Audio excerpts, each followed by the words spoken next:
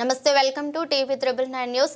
భద్రాద్రి కొత్తగూడెం జిల్లా అశ్వాపురం మండలం కళ్యాణపురం గ్రామ పంచాయతీ కార్యాలయంలో నిర్వహించిన ప్రజాపాలన గ్రామ సభకు ముఖ్య అతిథిగా విచ్చేసి గ్రామ సభను ప్రారంభించిన పినపాక ఎమ్మెల్యే పాయం వెంకటేశ్వర్లు మాట్లాడుతూ రాష్ట్ర ప్రభుత్వం ఎంతో ప్రతిష్టాత్మకంగా నిర్వహించిన కార్యక్రమానికి ప్రభుత్వ అధికారులు, అశ్వాపురం మండలం కాంగ్రెస్ పార్టీ అధ్యక్షులు ఊరుగంటి భిక్షమయ్య, కాంగ్రెస్ పార్టీ మండల నాయకులు, యువజన నాయకులు, కార్యకర్తలు తదితరులు పాల్గొన్నారు.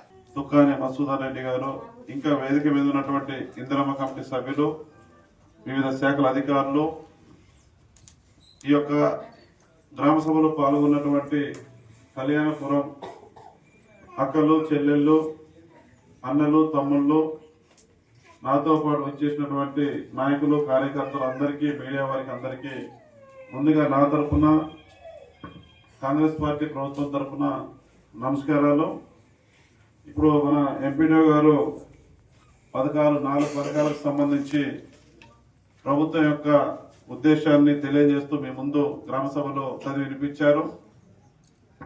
తెలంగాణ రాష్ట్రంలో కాంగ్రెస్ పార్టీ ప్రభుత్వం ఏర్పాటైన సందర్భం మీ అందరికీ తెలిసిందే. మీ అందరి యొక్క ఆశీర్వాదాలు, దీవెనలతో ఇక్కడ ఎమ్మెల్యేగా నన్ను గెలిపించారు. భారీ మెజార్టీతో, 35,000 ఓట్ల మెజార్టీతో తెలంగాణ రాష్ట్రంలో కాంగ్రెస్ పార్టీ ప్రభుత్వం అధికారంలోకి రావడానికి, రేవంత్ రెడ్డి గారు ముఖ్యమంత్రి కావడానికి తెలంగాణ ప్రజలు ఇవాళ మీరు ఎన్నుకున్న ప్రభుత్వం, ప్రజా ప్రభుత్వం, కాంగ్రెస్ పార్టీ ప్రభుత్వం ఇవాళ అధికారంలో ఉంది.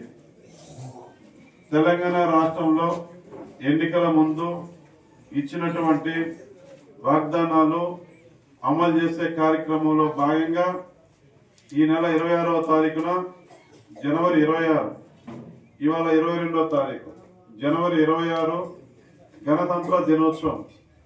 మన భారతదేశానికి రాజ్యాంగాన్ని ప్రకటించుకున్నటువంటి రోజు జనవరి 26.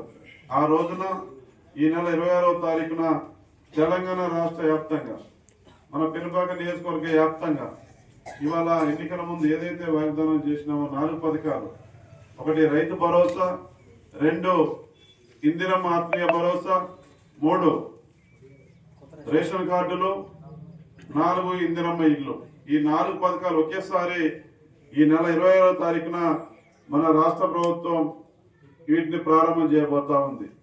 ఈ 4 పథకాల్లో రేషన్ కార్డులు కానీ, ఇందిరమ్మ ఇల్లు కానీ ఇవి ఇవాళ గ్రామ సభ పెట్టి 26వ తారీఖు ప్రారంభం చేసుకొని ఆపే కార్యక్రమం కాదు. రేషన్ కార్డులు కానీ, ఇందిరమ్మ ఇల్లు కానీ, భూముల మీద వ్యవసాయ ఆధారం మీద ఆధారపడ్డ వ్యవసాయ కూలీలకు ఇందిరమ్మ రైతు భరోసా, అందులో అందరు కూలీలు అందరూ వస్తారు. ఈ కులం ఆ కులం లేదు. రైతు భరోసాకి ఈ కులం ఆ కులం లేదు. అర్హత ఉన్నటువంటి పంట పండించే ప్రతి రైతుకి రైతు భరోసా ఇవ్వాలని గవర్నమెంట్ నిర్ణయం చేసింది. ఈ నెల 26వ తారీఖున మనం ప్రారంభం చేసుకుంటా ఉన్నాం. సంవత్సరానికి రైతు ఖాతాలో 12,000 రూపాయలు 2 విడతలుగా పడతాయి. ఖరీఫ్ పంటకు, రబీ పంటకు, పంట పండించిన రైతుకు పడతాయి. అదే విధంగా ఇందిరమ్మ ఆత్మీయ భరోసా పథకం ఉంది. ఇందిరమ్మ ఆత్మీయ భరోసా పథకం వ్యవసాయ కూలీలు, మహాత్మా గాంధీ గ్రామీణ ఉపాధి హామీ పథకంలో ఎవరైతే జాబ్ కార్డు పొందారో, ఎవరైతే అందులో 100 రోజుల పనులు చేస్తా ఉన్నారో, అందులో ఆల్రెడీ రికార్డ్ అయిపోయింది. అందులో లేకపోయినా గ్రామ సభలో దరఖాస్తు పెట్టండి. 100 రోజుల పనిలో జాబ్ కార్డు లేకపోయినా మన స్పెషల్ ఆఫీసర్ గారికి గ్రామ సభలో దరఖాస్తు ఇవ్వండి. సెంటు భూమి, వ్యవసాయ భూమి లేనటువంటి కూలీలకు, జాబ్ కార్డు ఉన్నటువంటి వాళ్ళందరికీ కూడా సంవత్సరానికి ఎన్నికల ముందు ఇచ్చిన వాగ్దానం ప్రకారం 12,000 రూపాయలు వ్యవసాయ కూలీలు కూడా 26వ తారీఖు నుంచి ఇవ్వబోతా ఉంది మన గవర్నమెంట్.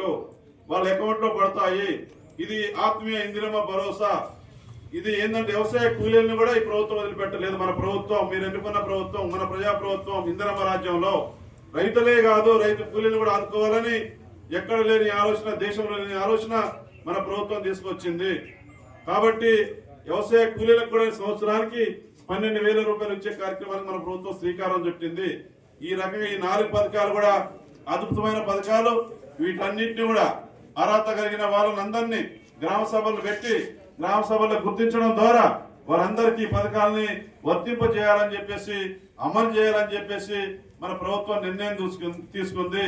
ఆ వైపుగా అధికారులు కూడా ఈ సంవత్సరానికి 3,500 ఇళ్ళు మన నియోజకవర్గానికి వస్తాయి.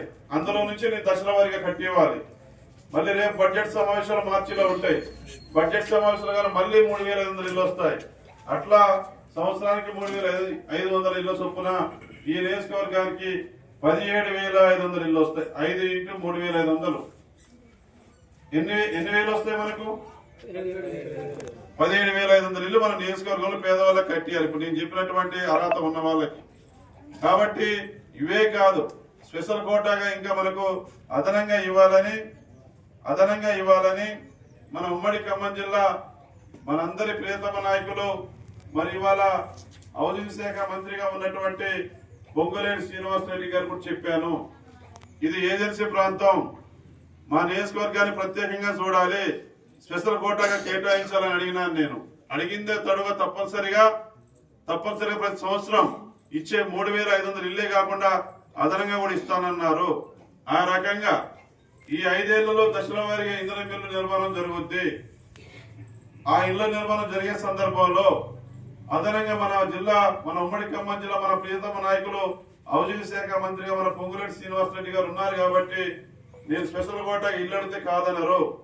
ఆ రకంగా అదనంగా కూడా ఇల్లు తీసుకొచ్చి సంవత్సరానికి ఈ 3,500 ఇల్లే కాకుండా ఈ యొక్క కళ్యాణపురం పంచాయతీలో ఉన్నటువంటి ఎవరైతే అర్హత కలిగిన వాళ్ళు ఉన్నారో, సెంటు వ్యవసాయ భూమి లేనటువంటి వాళ్ళు, గడ్డిళ్లలో ఉండేవాళ్ళు, రేకులిళ్లలో ఉండేవాళ్ళు, బరకాలు వేసుకుని ఎవరైతే జీవిస్తా ఉన్నారో అటువంటి కుటుంబాలకు 100% ఇందిరా మిల్లు కట్టించే బాధ్యత నాదే అని ఈడ గ్రామ సభలో పాల్గొన్నటువంటి అక్కలకు, చెల్లెలకు, అన్నలకు, తమ్ములకు నేను మాటిస్తా ఉన్నా.